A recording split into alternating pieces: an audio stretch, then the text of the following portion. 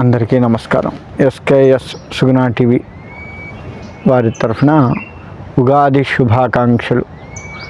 ఈ విశ్వవసునామ సంవత్సరం ఇప్పుడు వచ్చే సంవత్సరం యొక్క పేరు ఏంటయ్యా అంటే విశ్వవసు.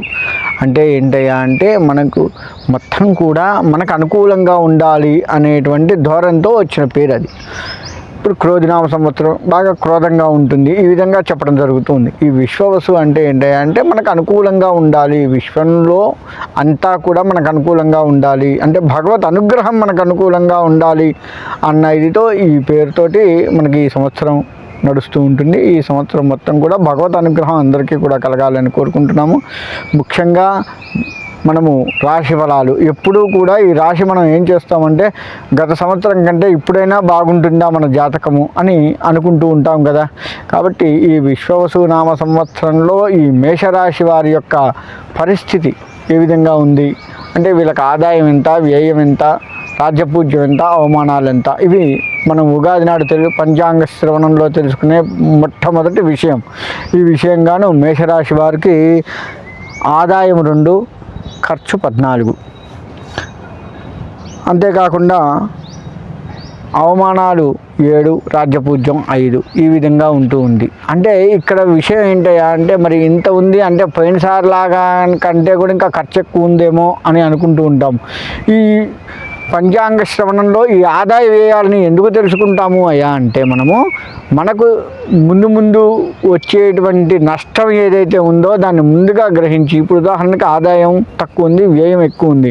సో వచ్చిన ఆదాయంలో మనం దేనికి ఖర్చు పెట్టాలి, దేనికి ఖర్చు పెట్టకూడదు, ఈ సంవత్సరం ఎంత జాగ్రత్తగా ఉంటే మనకు కాస్త డబ్బులు మిగులుతాయి, ఇటువంటివన్నీ కూడాను ఆలోచించుకుంటూ మనం ముందడుగు వేయటం కోసంగా ఇది తెలుసుకోవడం జరుగుతుంది. మరి రాజ్యపూజ్యం అవమానాలు, గతంలో మనం ఏ తప్పులు చేసి మనల్ని బాగా మానసికంగా కానీ శారీరకంగా కానీ బాధ పెట్టిన వారు ఎవరున్నారు, ఎంత శాతం ఉన్నారు, మరి ఈ సంవత్సరం దాన్ని తప్పించుకోవడం ఎట్లా అంటే మనం జనాలతో మెలిగే విధానం అది రాజ్యపూజ్య అవమానాలుగా చెప్పబడుతూ ఉంటాయి.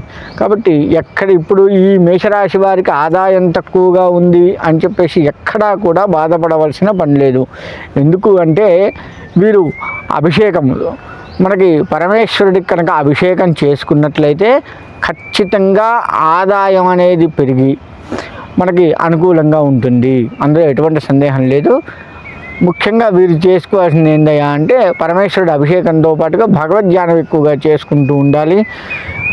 ఈ రాశి వారికి ఈశ్వరుడికి ప్రీతిగా ప్రతి నెల కూడాను మీకు తోచింది అభిషేకము, ప్రదక్షిణ నమస్కారాలు ఏదైనా సరే ఆ పరమేశ్వరుడికి మీకు తోచింది కనుక చేస్తూ ఉంటే చాలా బాగుంటుంది. అంతేకాకుండా ఈ అవమానాలు కూడా ఎక్కువ లేకుండా ఆ పరమేశ్వరుడు చూసుకుంటూ ఉంటాడు. ఈ రాశి వారికి ఒక రకంగా చెప్పాలి అంటే అదృష్టవంతులుగానే చెప్పవచ్చు. వ్యవసాయ రంగం విషయంలోకి వస్తే వ్యవసాయ రంగం చాలా చాలా బాగుంటుంది. వ్యవసాయం పట్ల ఎక్కడా కూడా ఇబ్బంది కలగదు. ఒకటి ఆదాయము అంటే పరమేశ్వరుణ్ణి నమ్ముకుంటూ మనం వ్యవసాయం చేస్తూ ఉంటాం కాబట్టి ఆయన ధాన్యానికి అధిపతిగా ఉంటాడు. కాబట్టి అమ్మవారు కూడా అంతే. అందుకే అమ్మవారికి మనం ధాన్యంతో అలంకరణలు కూడా చేస్తూ ఉంటాము. మొదటి పంట స్వామివారికి కొంత ఇస్తూ ఉంటాము, ఇలా చేస్తూ ఉంటాం. కాబట్టి ఆ వచ్చినటువంటి పంట నుంచి వచ్చేటువంటి ఆదాయం ఏదైతే ఉంటుందో అది మనల్ని కాపాడుతూ ఉంటుంది. కాబట్టి ఎక్కడా కూడా వ్యవసాయ రంగంలో చక్కటి పంటలు పండుతుంటాయి, ఎక్కడా కూడా ఇబ్బంది కలగదు. ఇక విద్యారంగము, విద్యార్థులు తీసుకోవాల్సిన జాగ్రత్తలు ఏందయ్యా అంటే ఈ సంవత్సరం కష్టపడి చదవవలసిందే. ఎట్టి పరిస్థితుల్లో కూడా మీరు కష్టపడి చదవవలసిందే. అందుకు ఇంకొక రెమెడీ లేదు. ఎట్టి పరిస్థితుల్లో చదువు మీద ధ్యాస పెట్టాలి. మేధాదక్షిణామూర్తిని నమ్ముకోండి. మేధాదక్షిణామూర్తి మేధస్సును పెంచేటువంటి వాడు కాబట్టి మేధాదక్షిణామూర్తిని పెంచుకొని చక్కగా ఉండండి. ఇకపోతే రాజకీయ రంగము, ఈ రాజకీయ రంగాన్ని విషయంలోకి వస్తే ఏంటయ్యా అంటే వీరు అన్ని పనులు చేయలేక ప్రజల్లో కావచ్చు, మీకంటే పై అధికారుల విషయంలో కావచ్చు ఇబ్బందులు పడుతూ ఉంటారు. కాబట్టి మీరు ఏదైనా ప్రజలకు వాగ్దానం చేసినా చూసి వాగ్దానం చేయండి. వారికి ఏదైనా మంచి చేయాలి అంటే ఆలస్యం చేయకుండా చేయండి. ఈ విధంగా చేస్తే ప్రజల్లో మన్ననలు పొందే అవకాశం ఉంటుంది. ఇంకా రియల్ ఎస్టేట్ రంగానికి వచ్చినట్లయితే వీరికి అనుకున్న సమయానికి ఆ ప్లాట్లు అమ్ముడుపోవడం జరగదు. ఈ సంవత్సరం మొత్తం కూడాను ఆ విధంగానే ఉంటుంది. ఎక్కడో అక్కడ ఇబ్బందులు కలుగుతూ అమ్మే పరిస్థితి వస్తూ ఉంటుంది. కాబట్టి రియల్ ఎస్టేట్ రంగం వారు కాస్త జాగ్రత్తలు వహిస్తూ ఉన్నట్లయితే చాలా బాగుంటుంది.